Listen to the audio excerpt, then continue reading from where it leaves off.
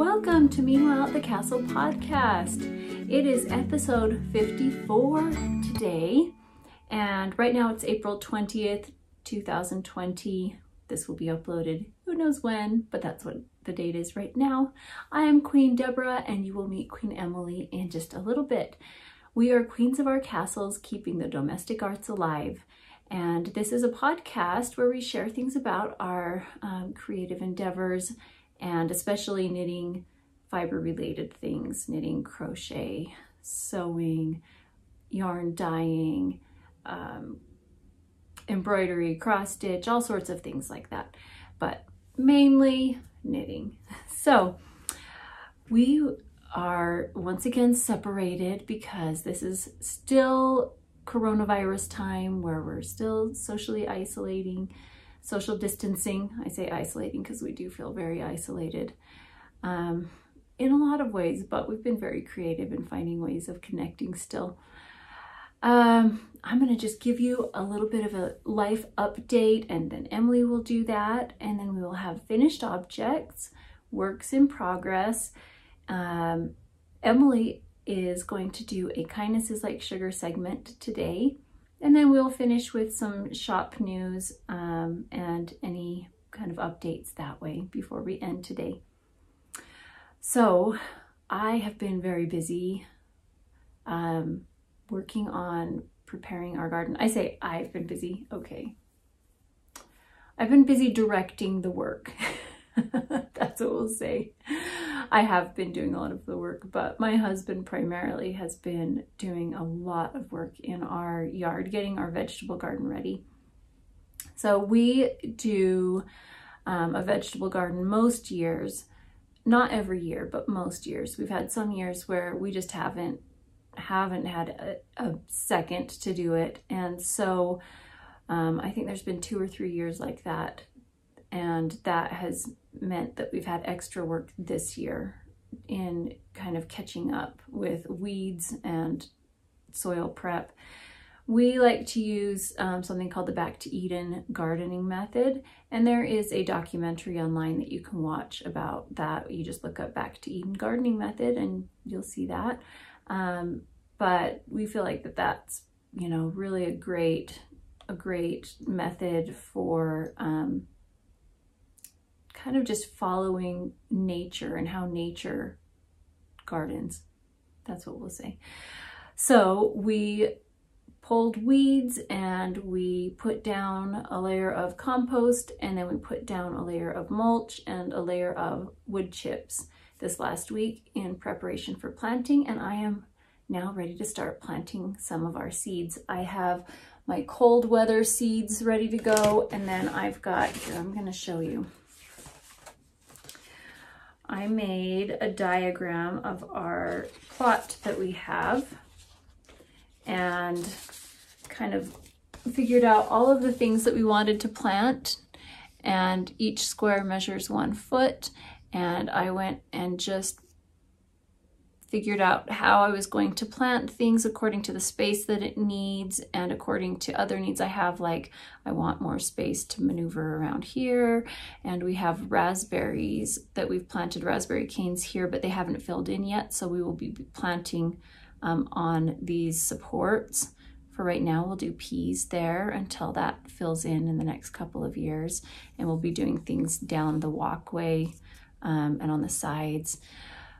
So I am ready to go. We've got it figured out. Since I know where I'm planting things, then I will start on Wednesday this week in sowing some of the cold weather seeds. So I've got, here's some of, these are not my cold weather seeds. These are my other seeds. In here, I've got tags from all of my plants, like my flowers and things that I have in pots, and information about it so I can keep that so I know what they are and what I need to do to care for it. And then I've got a whole bunch of seeds here. I've got some other seeds in here. And this is my very unattractive, sloppy plan. Like, not plan, but way of storing it. But it does a trick, so that's okay. I really like working in the yard. I like gardening. I just can't do as much of it anymore physically. So I'm just really limited that way, but we do what we can. That's all we can do. That's all we can do. So I'm really excited about that. Nadia's been really excited. She loves to daydream about having her own garden. And I remember when I was little, we had in our backyard a big pine tree, and there was an area where maybe there were branches missing or something. So, and then the branches started up higher, and it kind of created this canopy that you could go hide under. And I remember that was kind of like our hideout when I was really little. And then we moved to another house while our home we were moving into was being built. And that had like a little side fenced off area that was just this little odd space. I don't know what it was for, but that became our little hideout. I don't know. I think children always need to have their own magical hidden spaces, even if they're not really hidden. So Nadia was daydreaming about having her own garden. And I said, well, why don't you have a secret garden? And she's like, oh, okay, how can I have a secret garden? And I said, well, we have this area that we don't do anything with because it's out of the way. It's kind of hidden. Nobody sees it. We don't know what to do with it. And I said, why don't you make that into your own secret garden? It can be an enchanted garden for fairies. So she was all on board with that. And so she spent last Saturday pulling up weeds and making plans. And I will put a video in at the end so you can see kind of what she did, what she's got started. So we put down some bricks that we had somewhere else just from another project that we ended up not using them for, just to see if we had enough to kind of outline a walkway. And it looks like we have enough, so we need to dig down and put those bricks in and put some gravel between it. So she has a little walkway that goes back to an area where Luna likes to run and play, and she can go there if we're not at home and she needs to be outside. So she's excited about that. I have to write down my note here so I don't forget. And then we dyed Ella's hair pink again. We were gonna go back to her natural color, but since everything's been kind of put off, she didn't have to go back to her natural color for ballet yet. And she said, well, I just really want to do pink as long as I can. So we did that again. It's quite a project to bleach the roots and to do it, you know, carefully so you don't bleach when you put it on and it heats up, it expands. And so you don't put it right up to the scalp and right up to the line of where the hair was dyed previously, because it expands and then it can over dye it. Anyways, it's always a hassle, but it looks fabulous on her. And then I asked her to teach me how to use poi balls, because she's good at that and I'm terrible at it. So I had her give me a, you know, really short demonstration, and then I tried it and I was terrible at it, but I kept practicing and I was getting a little bit better. And I thought by the end of our quarantine, I'm gonna be an expert. And now I realize I'm not, and it's okay. But what's really exciting is tomorrow is Nadia's birthday. And she's been so sad because she's not going to be able to have a party with all of her friends. And so she thought, well, I'll plan a party with my friend on Zoom, with some of my friends on Zoom. And she's like, but it's just not the same. You know, you're not together. And so she was sad about that. And Ella and I and Jason came up with the plan. Okay, we had to cancel our Disneyland trip that would have happened in a week. No, we would have been leaving this weekend. Anyways, we are going to have make-believe virtual backyard Disneyland.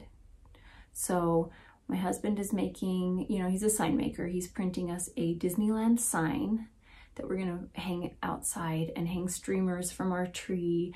And he's printing me a picture of one of the teacups from the Mad Hatter's Tea Party ride.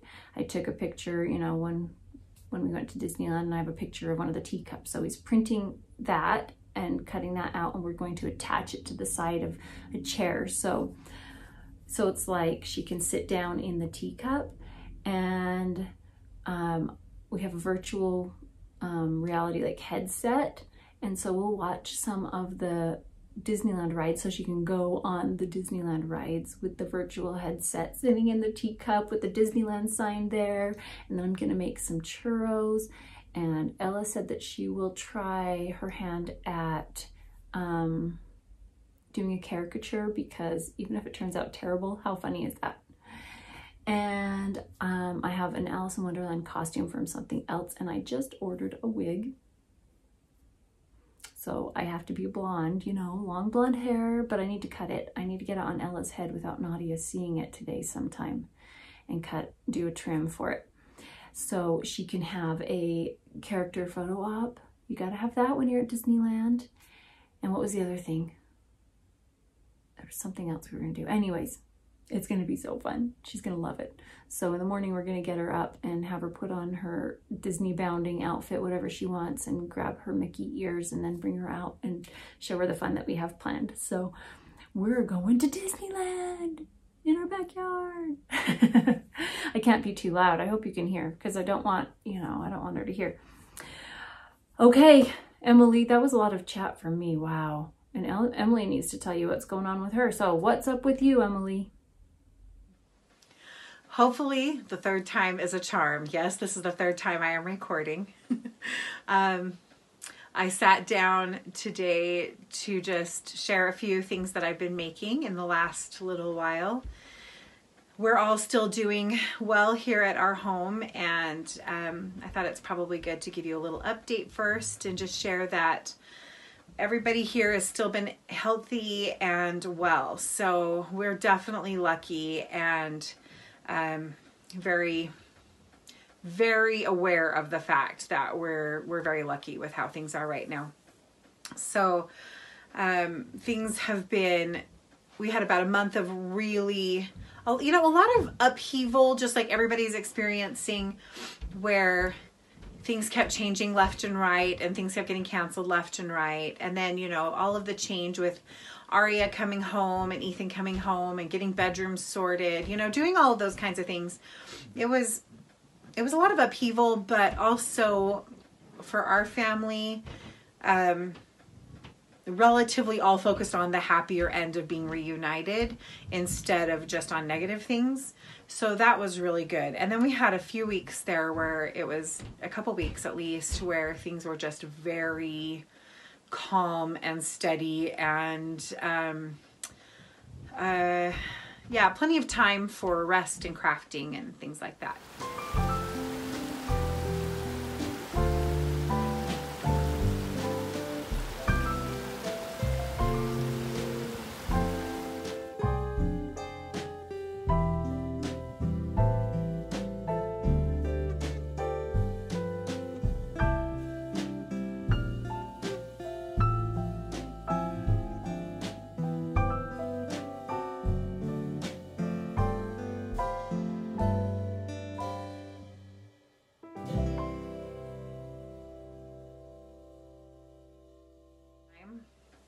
Now for me, things are getting really busy again, because with like the organizations that I volunteer with and my church responsibilities, those responsibilities are still there, just needing to constantly be readjusted and reevaluated, and figuring out ways to make things work with the situations we're in. So that just takes a lot of time and effort, and lots of Zoom meetings, you know, lots of video conferencing happening.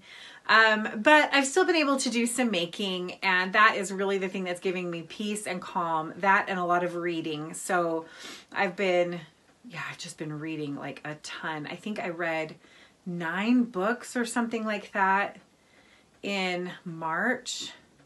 I'd have to look at my list again, but I think it was 9 books in March. And I mean, I usually am a pretty steady 1 book a week kind of person anyway, but that, you know, that was almost 2 a week. So, you know, lots of reading. Yeah, yeah, so I just wanted to share some things that I have been making. So I'm going to start out with some of my finished objects, and I'm just going to mix sewing and knitting and crochet all together and everything. So the first thing I wanted to share was this quilt. I pieced this quilt together a couple of years ago. I think it was 2 years ago. 2.5. Anyway, plenty of time ago. And then the quilt top just sat. And it's a very simple quilt. I honestly don't even remember the pattern, but it's just these longer rectangles, and then you just stagger them. So it's kind of hard to show by itself, or by myself. But this is what it looks like. Anyway, and I finally decided the whole point of me making this quilt top and then it has individual squares too. So rectangles and squares. The point of this was to be a quilt that we would toss over the back of the family room couch in our family room or TV room, and just I wouldn't care about having the kids snuggle up with it while they were watching TV and things like that. You know, sometimes some of the things we make, we're very careful about how they're going to get used because we don't want them to be abused. Oh, I have to sneeze. Excuse me. Anyway, so, but this one, I definitely wanted it to just be enjoyed and snuggled. So I finally took the time. I was inspired by Deborah, who had done all of her little quilts that she had tied.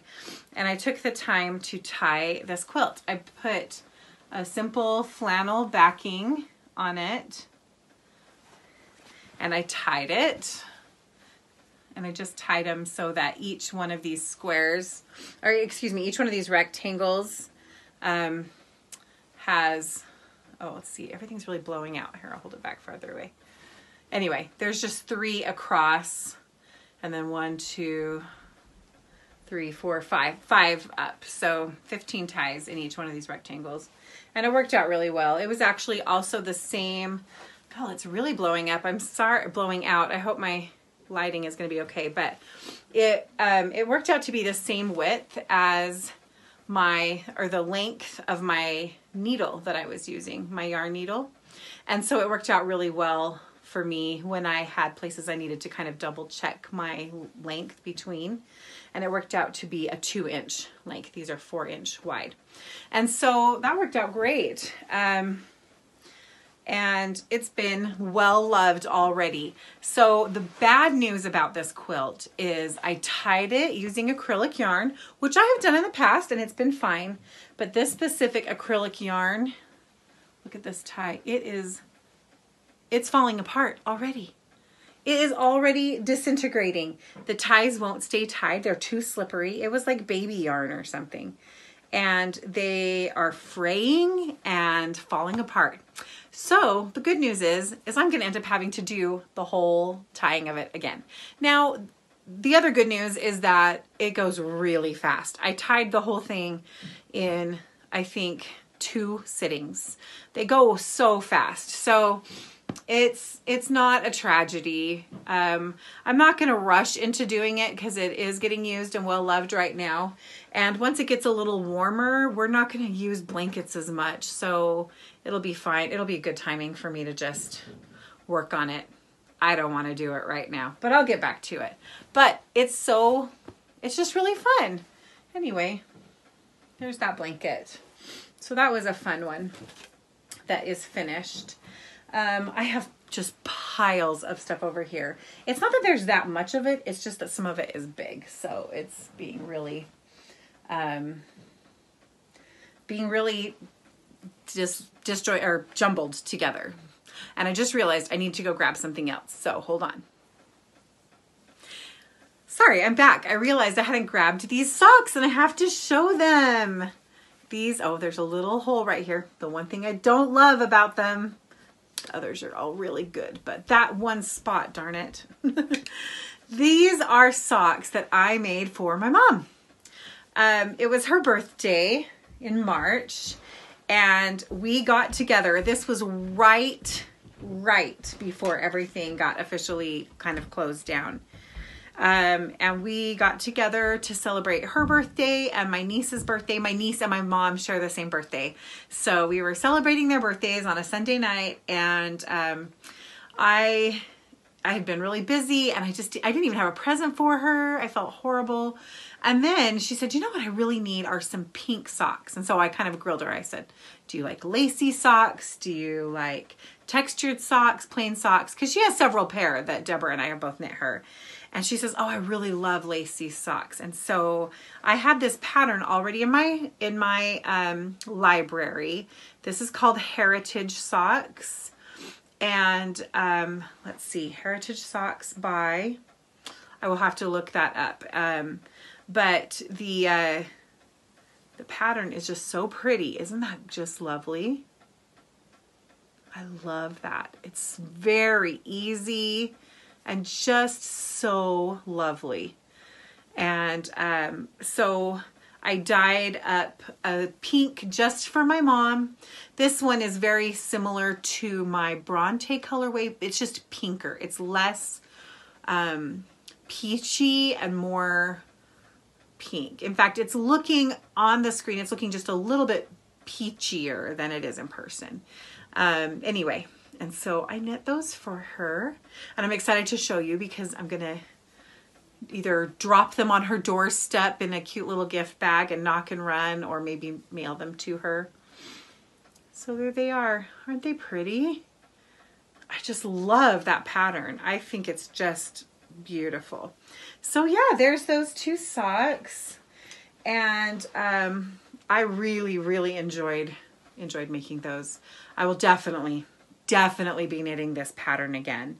It's just so cute because like this little cable is done without a cable needle, and then this pattern on the front, it doesn't have any cabling, so there is no need for a cable needle, and it's really easy to memorize. You just, once you get it in your head, you can just zoom right through it, and it just turned out so pretty. Anyway, I think she's gonna love these. It's kind of like the perfect color for her, and hopefully the perfect pattern for her. Hopefully the perfect fit for her as well. I tried to customize the fit just a little bit. So what I did is I'm pulling this down a little bit so that the ribbing will be down on the wide part of the blocker, but I did this ribbing. I did 68 stitches for the ribbing. And then on this row where you just purl right before you move into your patterning, I decreased by 1 stitch every, I guess it would have been, you knit 16, no, oh, I don't remember. I decreased 4 stitches around evenly.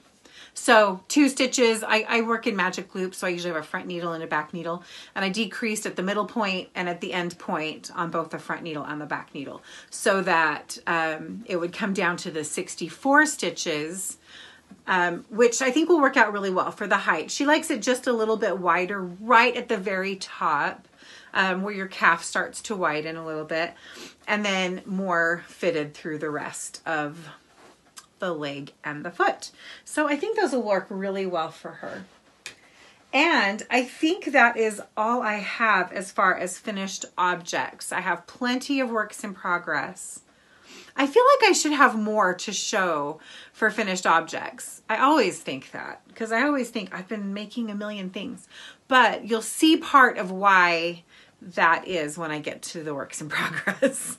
All right, I have been busy making things. I finished, look, I finished Nadia's sweater. This is the Whitmore Sweater, designed by Amy Loudon, and she's Taylor S Studios on Instagram. I'm trying to find the front and the back. It doesn't have a front and back, but this is the back. See, I missed this here and some eyelets there. So I told Nadia that's the back. Here's the front. So I alternated skeins. I didn't alternate. I started alternating once I finished the lace charts, And then I used helical knitting to alternate so that it was just really easy to do. Now, that meant I had 4 balls of yarn going at one time, 4 cakes. And so what I did is I took the skein of mohair, the cake of mohair and the cake of my fingering weight yarn, and I put them together into one bag. And then I did the others and put those into a bag to keep them from just becoming one big tangled mess. And that's how I managed doing that. But it worked really well. And I knit this exactly as specified. I didn't make any alterations. I will say that when Nadia tried it on, the sleeves just came to here. The waist was barely long enough, and then when I blocked it, because I was using superwash, so I knew I didn't want to knit it any longer than that, because I knew it was going to grow, and it did grow substantially, which is perfect. So it made the bishop sleeves really blouse and, you know, kind of drape down and look really nice that way. And I think that alternating the skeins was good because you can see that there is some like striation in this here. And that kept it from being, you know, anything obnoxious. So it looks nice. And Nadia wore it pretty much every day from the day it was done being blocked for like the last week, every day. I told her I've got to wash it again already, so you're gonna have to peel that off of your body so I can wash it, but she loves it. And then I had Ella try it on to make sure that she liked the fit of it, and she liked it, except she wants me to bring the waistband in even further. So I probably will, because you do go down in needle size here, but I will probably decrease stitches even further for the waist so that it pulls it in just a little bit more like she wants. But it's beautiful. Oh, what I was saying, for Ella, when I knit Ella's sweater, I'll make that adjustment. So that sweater is complete. Yay! I always said that I just am not a garment knitter, but I just finished a cardigan for me. Last spring, I made myself a sweater, and I just knit this sweater for Nadia. I knit Nadia a cardigan a couple of years ago, but look at me go. Let's see. I also finished Scrappy Socks. Oh my word. I love these. I love these. I love these. Look at these socks.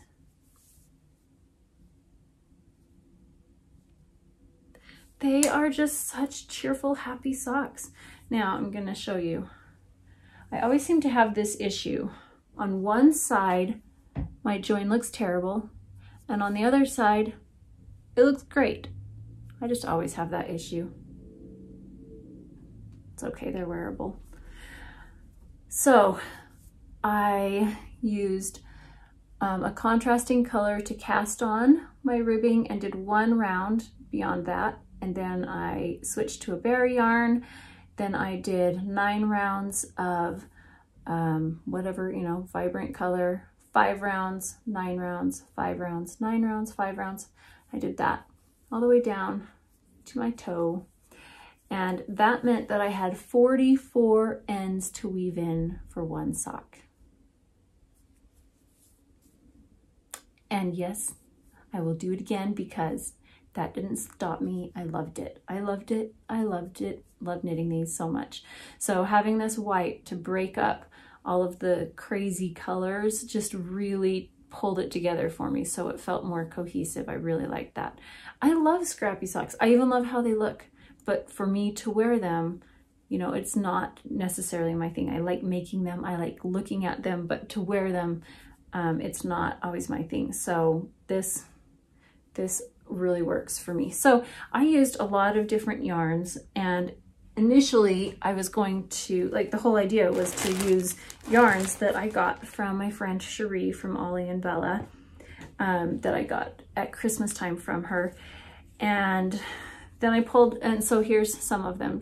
There were a couple of others that I used in other projects that I've already finished up, because they were just so happy and cheerful. And then I thought, oh, well, I think I want this color. So I would pull in a color like a yellow. And I went, well, if I have that, I want it to be even. I was thinking every stripe will be a different color then. and you know, I'll make sure to use all a different color. That means I'm gonna need more, so I started pulling out more. And then I got for my birthday, Melissa from Knitty by Nature sent me 3 minis that were dyed by Kate Celine, which, oh, I love Kate Celine's yarn. So I pulled those out, and then I thought, well, now I've got to balance it out with a couple of colors, and then, you know, so I just kept adding some. So these are from Yarnbrary yarns, from different mini skein sets. And then I already told you these are from Kate Celine. And these are gifts from Ollie and Bella, some that she dyed and some that were leftovers from her projects. And then I used a bare yarn. And so I have enough to knit more. I love it, love it, love it. So now I can put away my yarns, my minis. I really want to cast on another one, another scrappy one, like just pull out more fun colors and do this again. It was so fun. But I do have, this isn't a finished object, but I told you about this last time, that now I need to dye or knit another pair of socks for my mom. This is the blue yarn, and I decided what color I wanted to do, and it was none of those that I showed last time. I'm going to use the leftovers from my daughter's sweater, because this is such a pretty combination. My mother will just love that. So that's what I'm going to do for the next pair of socks. And I'll use this for heels and toes, and probably a little stripe around the top for the cuff. That's probably what I will do. All right, what else did I have? I had something else. Let's see. Oh yes, I made a wedding cake. Well, kind of. I used to make wedding cakes. I don't make them anymore, and I've had a lot of people ask me for a cake, for me to make wedding cakes for them, and I have to tell them I just don't do it anymore. It's really hard on my hands. I don't have the time for it. It's stressful. Like, I just don't do them anymore. But I have a friend who has just gone above and beyond, helping me so many times, and she sent me a message early one morning saying, my son just informed me that they've moved their wedding from, it was going to be in like 2-3 months, to next week. And we're in quarantine and I need a cake. Can you help me? And they have dietary restrictions that we need to accommodate for. And so I baked cupcakes, and we just did a very simple swirl, so they look like roses in the colors of their wedding. They did a light blue and a lavender color, and so they look kind of like roses. And then and that was going to be on bottom tiers, so they had these stacked tiers, trays that they could put the cupcakes on. And then on the top I did a 3-layer 6-inch tier. So I had 3 layers, and it was like quite tall cake, and they wanted it to be, you know, a mostly bare cake. I don't know if you've seen that. That's a very popular trend. And I just did that and then dropped it off at their front porch, and then they had silk flowers and things that they used to decorate it with. So I mean, I kind of made a cake. I mean, I baked a cake, but I didn't really decorate the cake. So they did a good job with it and made it look really pretty. And I'm glad that they could still have something, you know, wedding cake-like for their special day. So I did that. And I have been sewing a lot. I've been sewing masks. I've been trying to make as many masks as possible that get donated to all of our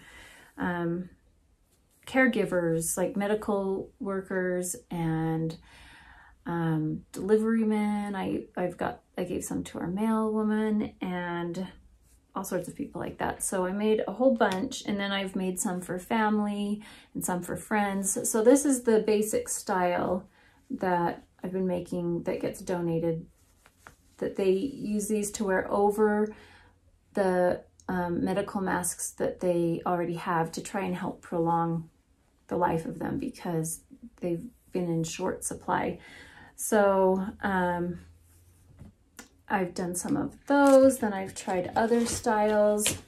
This one is also a pleated one, but it has darts at the top and the bottom to help keep it in place and make it a little bit more comfortable so it still expands to fit different sizes. And then I tried this fitted face mask style, and then I've made some that has wire at the top, like this wire casing, so that it can fit more securely around your nose and on your face. This is the wire, it's noisy, that I used.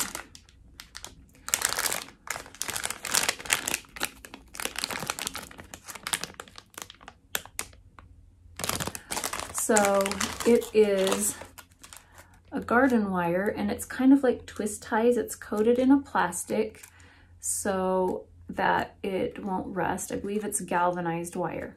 Don't quote me on that, I believe. But it's got a coating on it, and you use it out to like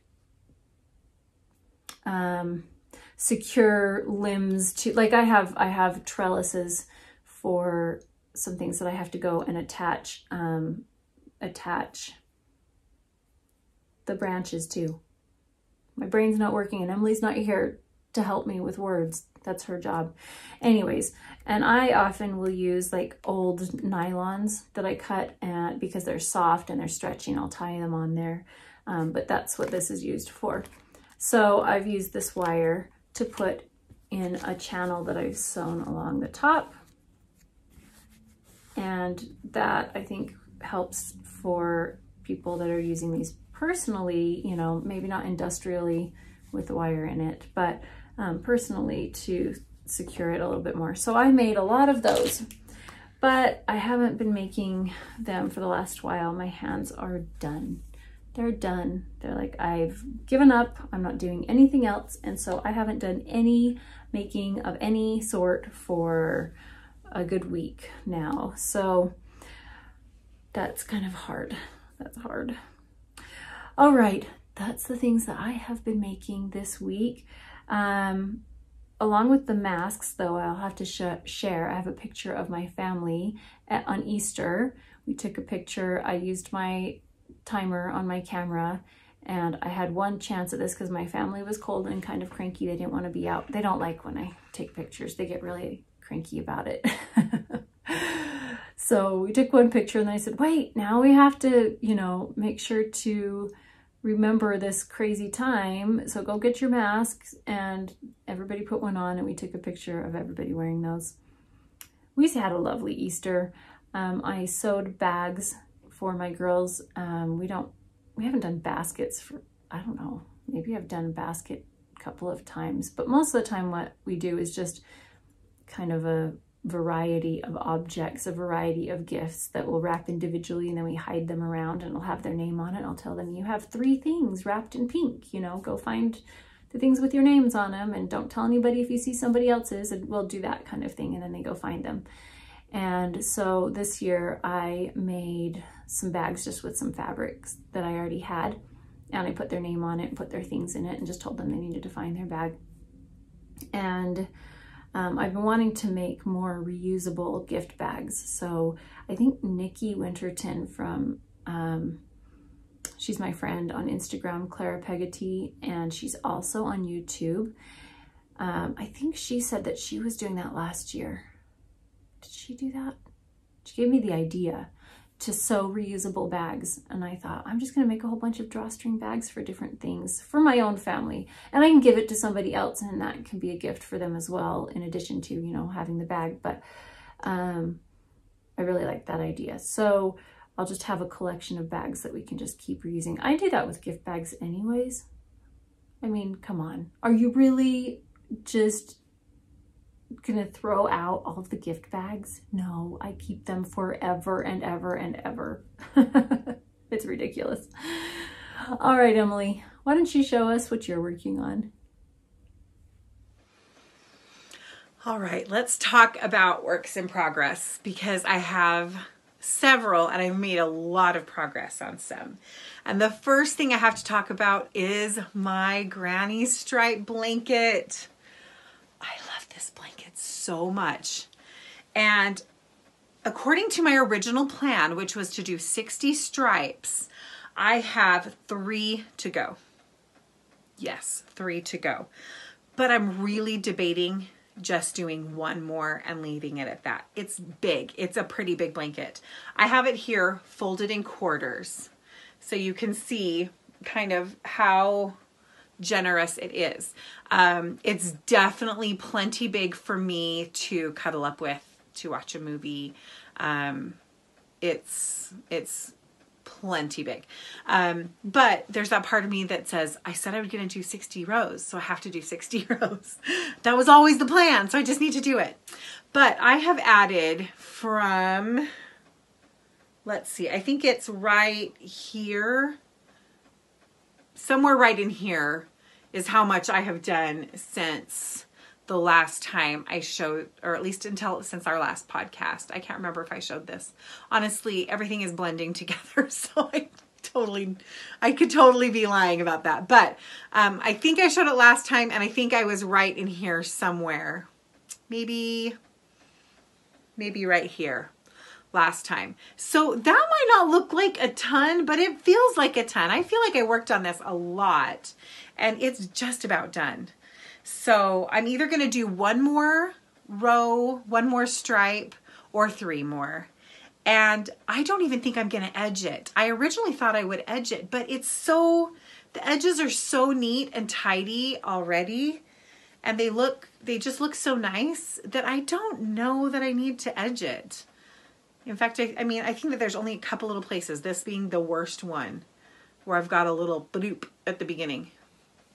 Everything is very tidy, and I don't know, I can't think of what I would want to do to edge it, like what yarn I would even use, because I have so many different colors going on that to pick one yarn. I mean, I guess I could do an undyed. I don't know. Anyway, the thing I love about this is there are little different sections where it has kind of a different mood. Even though the overall thing is just bright and cheerful, you've got spots like right in here. It's definitely brighter. It's kind of more zingy, if you will. And then you've got places like right here where it's very Eastery, you know.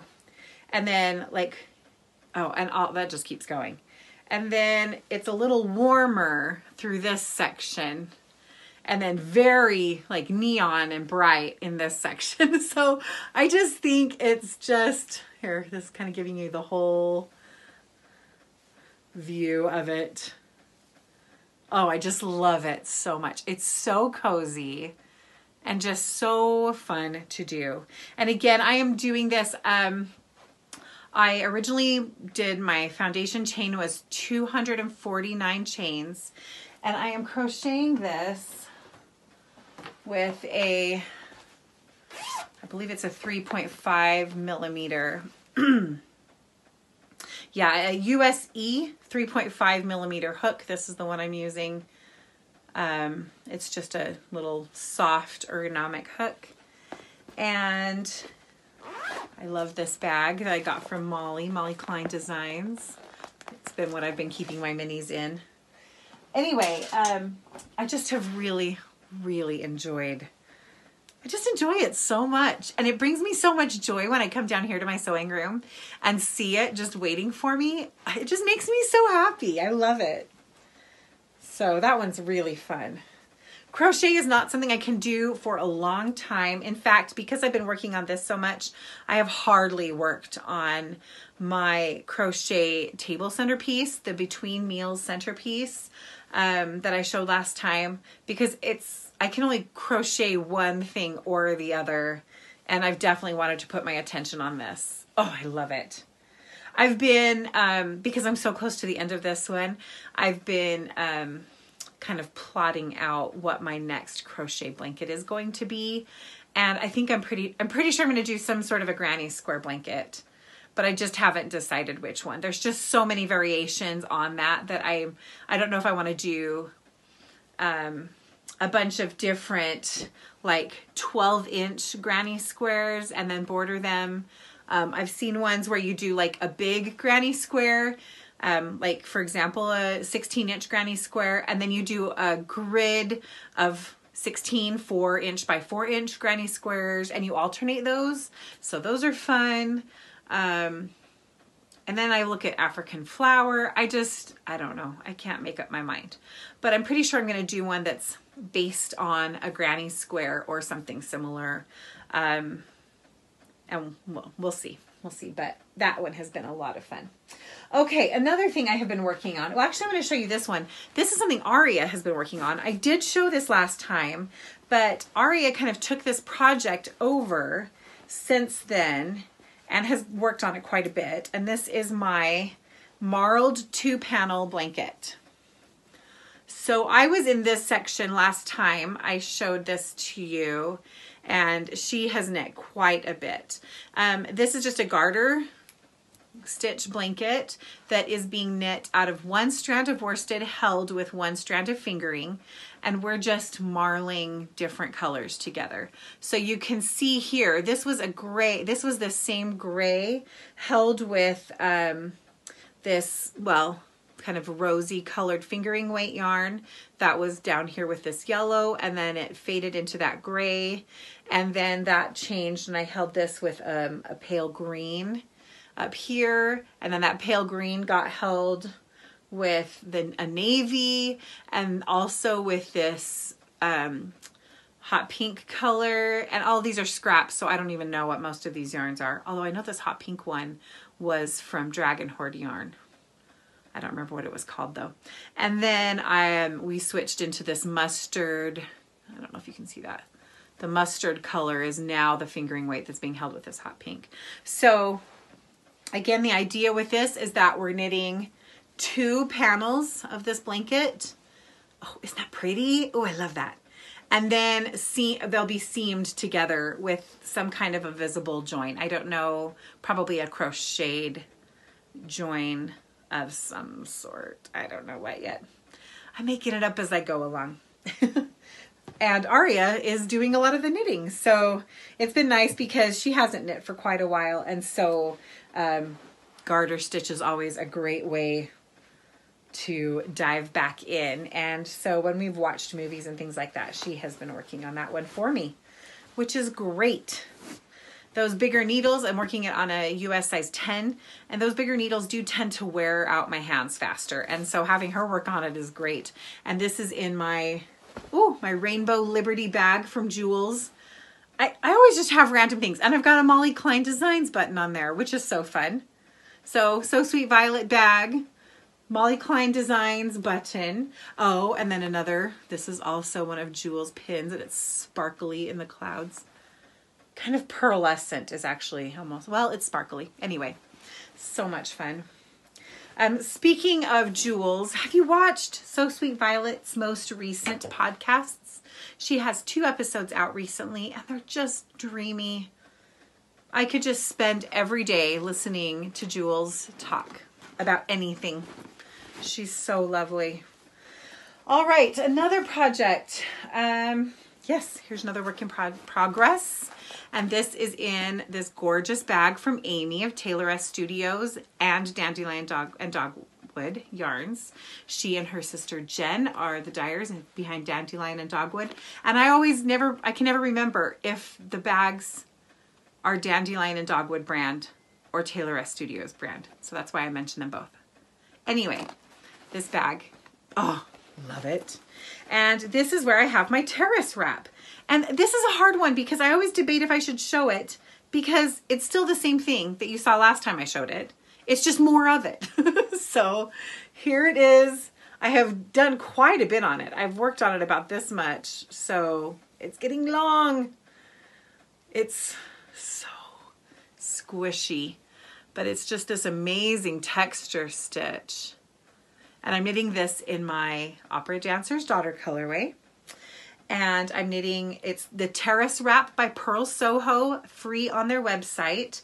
I am knitting it on a US size 6, which is a 4.0 millimeter needle, instead of the US size 4 that they originally call for. And it is just turning out really pretty. And it's just got a million more miles to go, because it's going to be really long and gorgeous and amazing.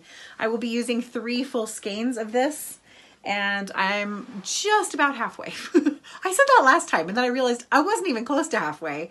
I was barely past the third point, or the 1/3 point. You know, I had just started into my second skein, and now I'm halfway.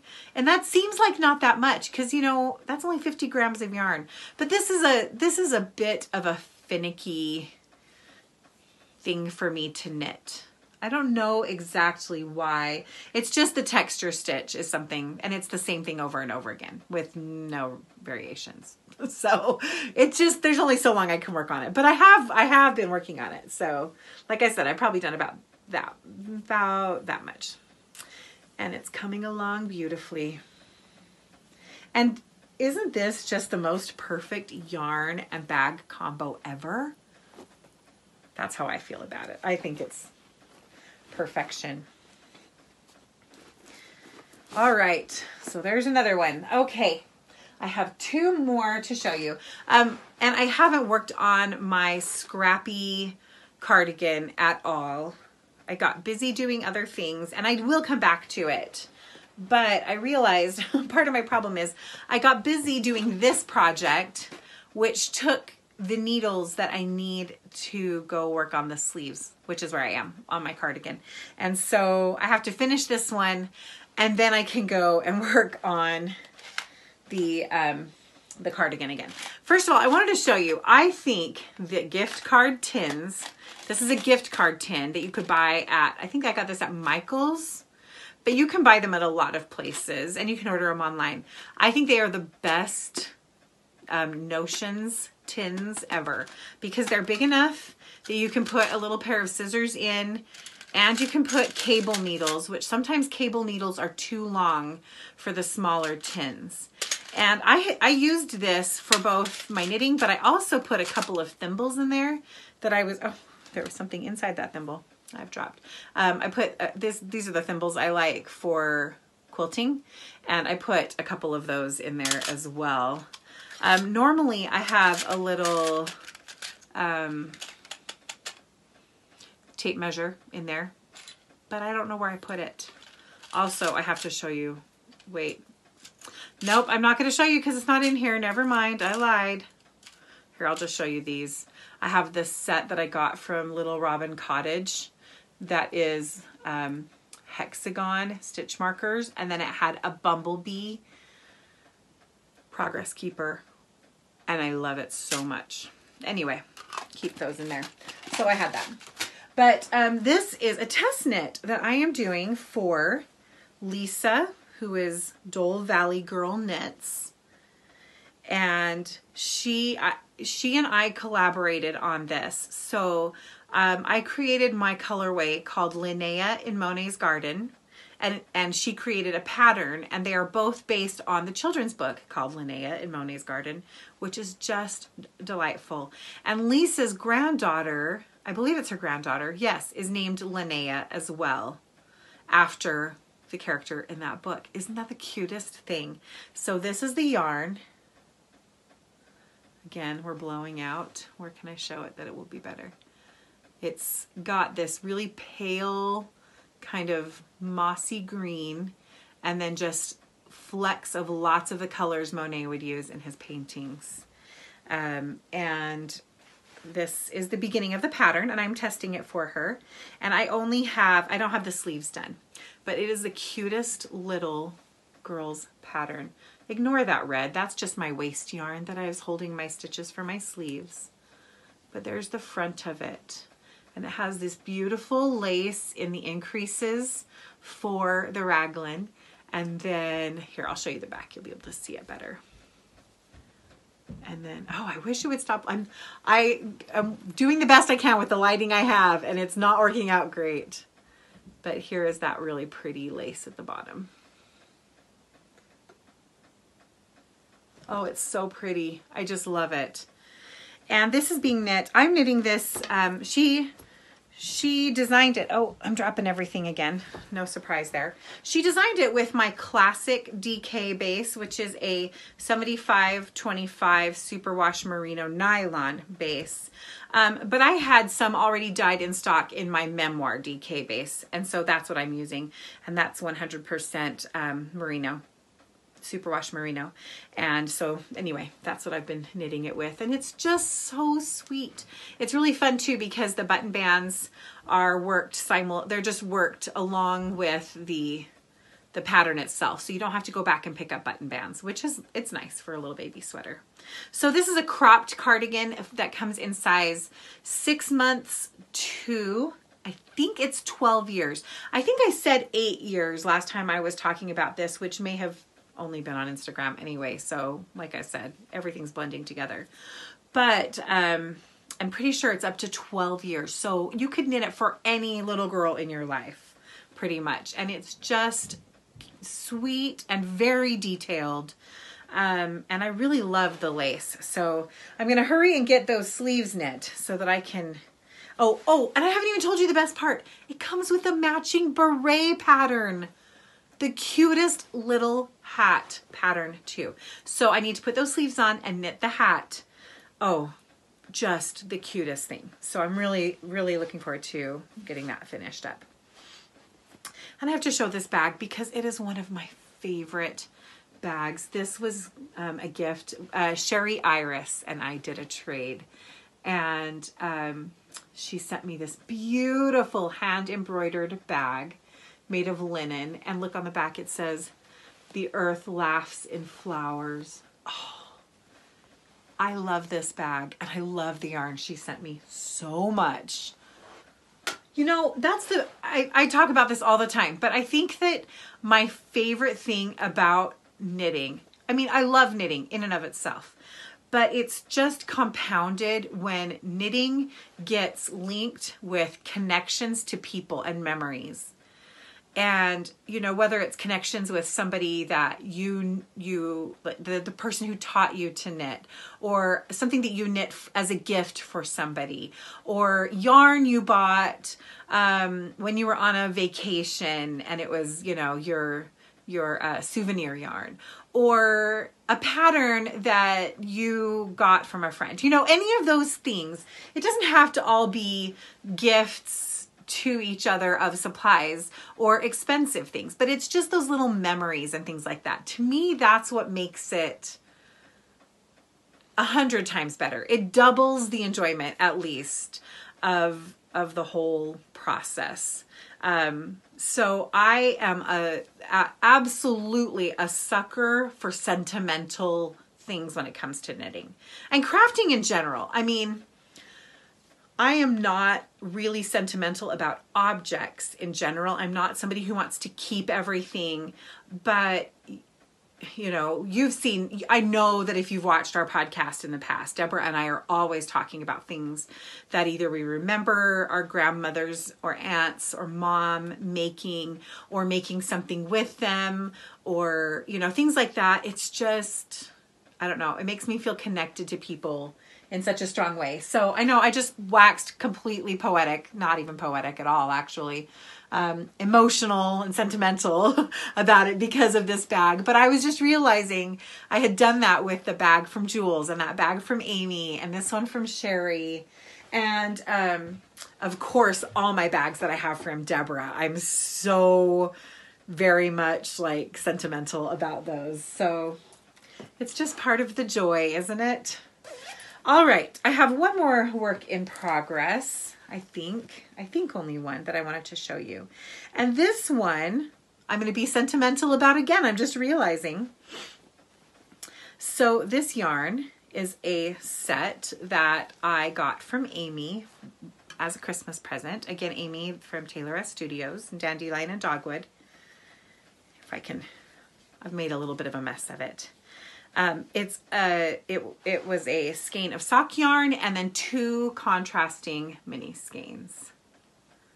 Isn't that so pretty? Oh, it's so bright and cheerful and beautiful. Oh, I love it so much. Well, that couldn't just be any old sock. I wanted to do something special. Oh, and look at what she called it. I love it so much. I wanted it to be something special, so I decided to design a sock with that yarn. And I'm going to show you what I have right now, but I'm also going to tell you that I don't know for sure that this is what I'm going to stay with. This is my second attempt, because with designing, I'm sure there are designers out there who sit down and they write out an idea and then they go and they knit it, and it might need tweaks and things like that. But the thing that they imagined, they just create. I'm not always that way. Sometimes I can do that. I'm not always that way for sure. And so I actually knit the bulk, the whole leg of another design. But when I decided, I just didn't really love it. And so then I tried this one, and I really like this one, but I'm not sure I'm settled on it yet. And it's hard to see because, you know, it's not blocked and it is a lacy sock, but this is the lace pattern that I am designing on this sock. And it's really fun. So I'm just going to keep going and see what I get. But I love the colors no matter what I end up knitting. If I finish this one all the way, I'll probably finish the sock at least and block it and look at it and really decide. But I love the yarn so much. So that's been really fun, and I really enjoyed that. And you know, I've been in kind of a funny state. I haven't been enjoying, I've been funny about the things I have wanted to watch recently. And even like with what I've been reading, I've been very escapist in what I'm watching and reading. I don't want to spend a lot of time watching the news. I honestly don't want to watch documentaries or biographies. I just want, give me fiction. Take me away, you know? And so for some reason, I hadn't watched any podcasts or vlogs or anything recently until yesterday. I was working on that sock, and all of a sudden I just was like, oh, I really want to watch some podcasts. And so I sat down and caught up on several podcasts and vlogs, and just have really, really enjoyed that again. And so that's been really enjoyable. All right, I think that's all my works in progress. So I have just one more thing I wanted to show really quick. Well, actually two more things. First of all, I wanted to show this book. This was a gift, a Christmas gift from my friend Mandy, and I love this book. I think it's Alternates notebook. It says this book belongs to. I didn't write my name on it, but I do know it belongs to me. So this book is great. Here, I'm going to turn to a page that I haven't used yet. It is a graph paper notes on one side of the page and then plain on the back of that page. So it's really great for designing or just making notes about anything you're working on, because you can sketch in it or chart. Like for example, I'll just show you. This is the chart I had started working from that I decided I didn't like and I had pulled out. So I had created this chart, and it works out so nicely for charting things and taking notes. But I've also just written notes, notes from my tote bag that I made, things like that. So isn't that a fun book? I really like that. And then the last thing I wanted to show you was fabric that I got for a new apron. So I have a favorite apron. I want to say a pattern. It's not a pattern I bought. Several years ago, 8, 9 maybe years ago, I bought an apron at a store that we have here in Utah called Kitchen Needs, and Needs is K-N-E-A-D-S. And they sell a lot, like they sell a lot of grains and baking products that are maybe not as easy to find just at your local grocery store. So you can buy specific kinds of grains, like gluten-free, like tapioca flour and gluten-free oat flour and things like that. You can also buy products for preserving food, like canners and bread makers, anyway, that kind of thing. But they had, it's a great store, by the way. They had some aprons there that people had made, and I bought one, and it was a reversible apron that had a curved bottom and a ruffle along that curved bottom, and then it had a different fabric on the front and the back, and then the pocket, there was a pocket on each side that was the fabric from the other side, if that makes sense. And I love that apron, and I wore it to bits. And then I made a replacement for it, and then I've made a third replacement, or a second replacement for it, and now I'm gonna make a third one. And this is the fabric that I got. Oh my gosh, you guys, look at this. Isn't it pretty? This is Riley Blake, and it's Milk and Honey is the name of the line. I am so in love with this. Deborah is, I blame her, because she started sending pictures just like to a chat group that we had. She's just like, look at this fabric and look at this one and look at this one.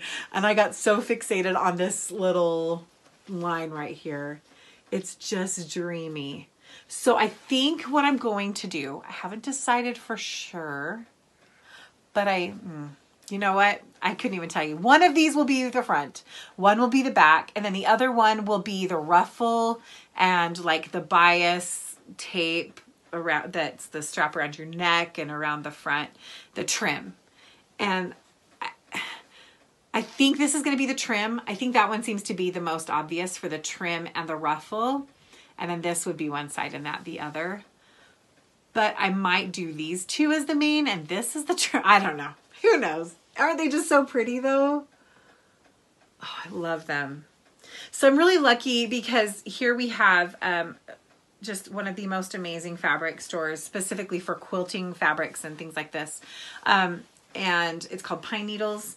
And they are doing like a no contact curbside pickup.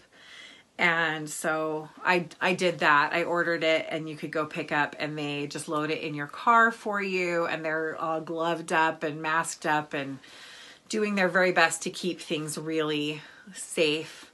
But anyway, I'm just in love with those. So pretty. So I will probably be working on that very soon. So yeah, that is all my works in progress. So I have one more thing that I'll share with you, but I'll be back in just a minute. Okay, I told you that I made Nadia's sweater. Made her sweater, but I need to make one for Ella. So I have, this is one of the first project bags that I made. I made one for me and then I made one for Emily that matches. It's not exactly the same, but same fabrics and hexagons, just different shape and size, I think. But I started a Whitmore sweater for Ella. I got this much done. I got the ribbing done. So the neckband. I feel like that's pretty good. That was a good start. I mean, seriously, I bound this off and started this and knit it the same day. So I got it started, but it's had to just sit for the last week, which is unfortunate, but it's going to be so pretty. Oh. It's too bad though. I was hoping to like knit it super fast, like record fast, so that she could wear it while it was still cool, but she's probably not going to be able to wear it now until next fall.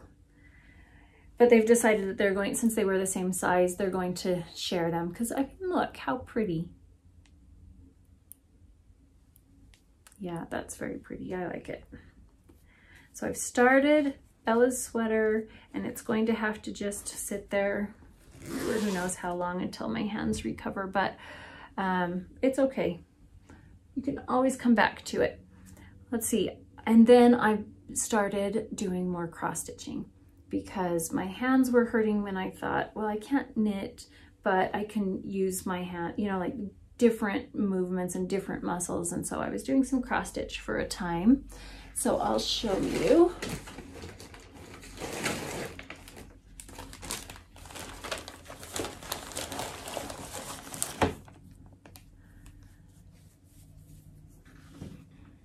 So this one's called Merry Christmas, My Dear, I think. Let me see.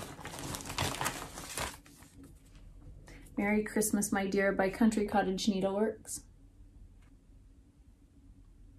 I'm using the same linen, polka dot linen, and I am barely moving on this because every time I stitch something I realize I've really messed up on counting. Like I put trees over here and I put them way off, so I've had to undo that. And I did the little buds and branches in here and realized those were way off and had to unpick it. And so I've done as much unpicking as I have done stitching on this one.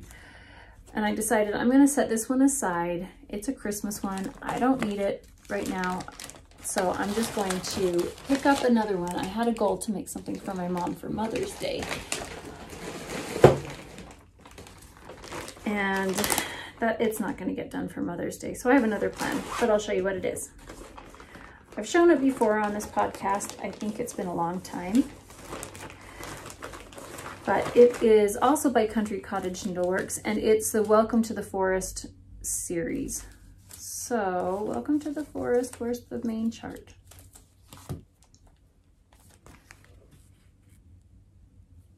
And it has a lot of different woodland animals and a couple of different cottages. And I am stitching mine on one piece of fabric with the intention of cutting them apart, but I didn't leave a lot of space because all I need is 5/8 of an inch from the edge of each one for what I'm doing with it. So that way I can fit all of them on here, but I've decided I'm actually only going to do 4 of the animals and this one. So I have 1, 2 more to make here. So this one still needs a little bit done on the butterflies, and it needs the like the hanging thread kind of thing there to hold the bunting. This one is finished. Is that one finished? Seems like it was missing one thing. No, I think it's finished. And then I started this one and I thought if I stitched on this only and I'm not I'm not crocheting, I'm not knitting, I'm only stitching this, I could get one done a week and be done and have it finished in time for Mother's Day. So I worked really hard on this, but my hands won't allow me to finish it. But I did pretty good. Look how much I got done. Let's find the original. Let's find the chart so I can show you what it looks like. I've changed a lot of colors to look better on pink because the original is on a very pale cream background, and I'm putting it on a pink that I dyed myself. This is a 28 count Monaco that I dyed using Rit dye. And so some of the colors just disappeared on here and I wanted them to stand out more, so I just held things up until I found what I liked. But it's going to be very cute. So the other 2 that I have still to stitch are these 2. I have Forest Fox and Friends and Forest Deer. And then I'm not stitching the cottages for the project I'm doing right now, though they're really cute. I really like these. So those are my works in progress. Is that everything? Yep.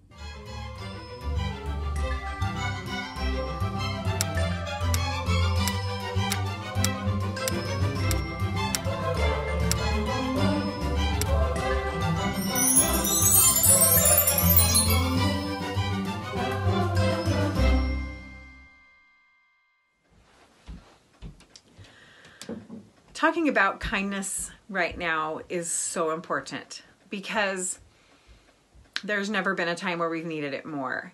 And I think that one of the things I wanted to bring up in a world right now where most of our interactions are happening in a virtual space, I wanted to talk about ways that we can be kind to each other when we're online or through video kind of formats, if that makes sense.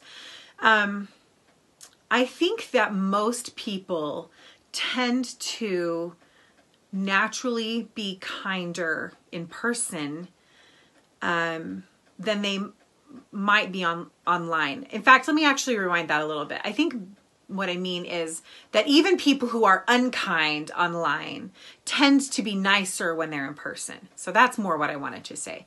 I think people who are, there are kind people who are kind everywhere they are. But the people that you would normally see do something that was not kind online, in person, you wouldn't see them behave that way. And I think it's easy to forget when we are in this online space, whether it be through YouTube here or other places of social media or texting or emailing, that we might forget that there's another real person on the other side of whatever it is that we're doing, you know. And I think that in general, this online community that we have here, especially here in our channel, all of you who comment, you're so kind. You are so kind. And we're so grateful for that. We occasionally get something that is not as nice, but it's so rare because you just are all wonderful. Anyway, but it's still something to be careful with. So I have recently been just blown away with how much support people give to each other. I mean, I kind of see that all the time, but again, recently it's really been prevalent. And I don't have a really specific thing that I'm going to share because a lot of those things were private conversations, and I don't want to, I don't know, break confidences or share sensitive information, you know. But I have just seen so many instances lately of people taking time to leave a comment, leave a nice note for somebody. And I've been on the, like, kind of the third party in some of these things and just watching it happen between two other people, but in just a place where I'm also in the environment. And that's my favorite thing. If I could just be a fly on the wall to see people do nice things for each other that they don't think anybody is noticing, that would be amazing, wouldn't it? Anyway, I just think it's really important for us to take the time to be kind to each other online because we're spending so much time online. You know, for me, I'm doing meetings on Zoom almost every day for different organizations. And we have our podcast here, or people are posting, like my family has a Marco Polo group, my siblings and my parents and some nieces and nephews, you know, in the family. And so we share things there. And in all of these places, it's so easy for one thing to just zing and to hurt. And it's also so easy to just say one little thing that can really uplift somebody else. I've noticed how much we need this interaction. We had a board meeting for our Heroic Youth organization a couple of weeks ago. It was kind of the first time we had talked to each other for a couple of weeks. It was our check-in point after kind of letting things sit for a little while. And we went through our agenda and we finished the whole agenda and we got to the end and nobody wanted to leave. Everybody just wanted to stay there and keep chatting. And so we did for like another 30 or 40 minutes and just asking after each other's kids and things like that. I think it's so great to have those personal touches. So I just wanted to encourage everybody that we take the time and we reach out and we leave those little notes of encouragement, and just be kind to each other. I know that when I actually do that, sometimes I think about doing it, but I don't follow through, you know. But when I actually do it, my spirits are lifted. And so the things that are stressful and overwhelming to me feel less stressful than they did before. So anyway, I just wanted to encourage you to do that. and give you a big thumbs up for all the good that you're already doing. It's so much, so much. All right, so I have just a little bit of shop news, and I'm excited about this because I actually went ahead and released my elf inspired advent calendars, and they are on my website right now. And I don't know why I had a hard time feeling okay with doing that, but I had lots of messages saying, please, yes, we want them, and lots of support. And I'm so grateful for your support of my shop, and that has been just really wonderful. And obviously you do still want things, you know, I know people are still ordering, just like I was talking about that fabric. Our crafting brings us so much comfort, but for some reason, when it's your own business, it makes it sometimes hard to, I don't know, promote yourself, if that's the case, if that's the right word. I actually struggle with this a lot with my books as well. I would really struggle with self-promoting. And so I think it's pretty common for all of us to do that. So anyway, but the elf advents are there now, and I have still some listings in this batch, and I will be doing listings again in June and in August. So don't worry if now is not the right time. Don't even worry about it. There's going to be time later, and it's totally fine. Also, I had some people reach out and ask me about non-wool based advents, and I won't be doing a cotton or linen based advent just because I don't have as much demand. And advents, you really have to work on them in batches. It's not something you can kind of do a one or two of them thing. But if you are one of those people, I invite you to comment here and then maybe go look and see if somebody else has commented, so that you could find each other for a swap, because advent swaps are so fun. I've done them twice and loved them so much both times. So highly encourage that. If purchasing an advent is not in your budget, you can totally find somebody to swap with and have a great time. But those are in the shop right now. And then I also just put all my accessories on a huge sale, and that's going to go for a little bit. We'll see how they do, but for probably a week or two that will be running. That means my Yarnbrary gauges, gauge rulers, the bookmark gauges. That's what I'm trying to say. The bookmark gauges are on sale. My Yarnbrary necklaces are on sale. All my progress keepers, they're all on sale, and some of them are 50% off. So most of the progress keepers are 50% off. So you can go and look at those. And then I also wanted to show you again that skein of Linnea in Monet's Garden. This is what it looks like skeined up. It has this really soft, again, it's blowing out here. Let me hold it closer. It has this really soft, minty, sagey green. And then it has all kinds of bright, colorful speckles through it, of kind of, again, colors from Monet's paintings.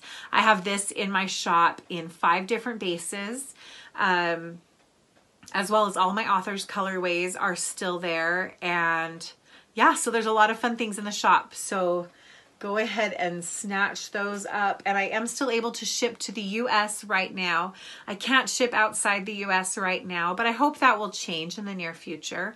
We're just all in kind of crazy times right now. And when I went to ship something out of the US a couple weeks ago, and basically what I was told was, we can ship this, but we have no idea when it will actually, or if it will actually get there, because restrictions are different everywhere. And it's not just a restriction of the place you're sending it to, but any place it might go through.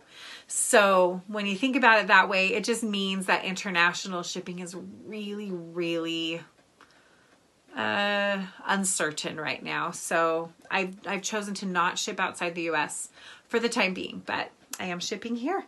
So I think that's everything I have to share. It's been fun to visit with you, and hopefully we will see each other again soon, and it will maybe come, our next podcast will come in the midst of good news. Let's hope for that.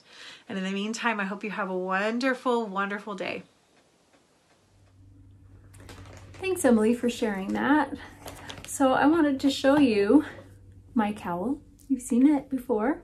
I haven't blocked it for a while. This is my Love Entwined cowl. And this is a pattern that I wrote up a year and a half ago, I think. I'm trying to remember how long ago. Maybe it was 2.5. I don't even know. It's been a long time. But I like cowls a lot because they just stay in place. And I like to have my neck warm. I definitely like to have my neck warm. And I like that this one, it starts out more narrow and it flares out a bit at the end. So it kind of has a nice shaping that way instead of just bunching up on your neck this way, which I also like that for another look. So I haven't had this available for a while since my website has been down. But I had such a sweet friend help me this last week in getting it posted. And so it is up on my Etsy website. And so if you have been asking about this, it is now available on my Candy Shoppe Yarns Etsy website. And it is a 1 skein fingering weight project for 400 grams of fingering weight yarn. So thank you to everybody who has reached out to myself and to Emily through lots of different areas, through email and Instagram, on our Facebook group, on YouTube here. We've had so many just lovely messages and a lot of great interaction. So I love that even though we are social distancing, we are still finding great ways to connect with each other. This morning, Emily and I had a video chat with some of our friends on Zoom who are in England, and we actually had planned to go there this May and needed to cancel that. And it was just really nice that we still got to visit with them. So here's a picture of us on our video call. And I think that it's really great that we're getting creative and finding ways of connecting with people and continuing to keep our world a place of joy and happiness and just preserving the true nature of mankind. So thank you so much for all that you do to connect with us and just to cheer us up. And we hope that we bring you a little bit of joy in your day as well. So have a really great day, a great week, and a beautiful spring.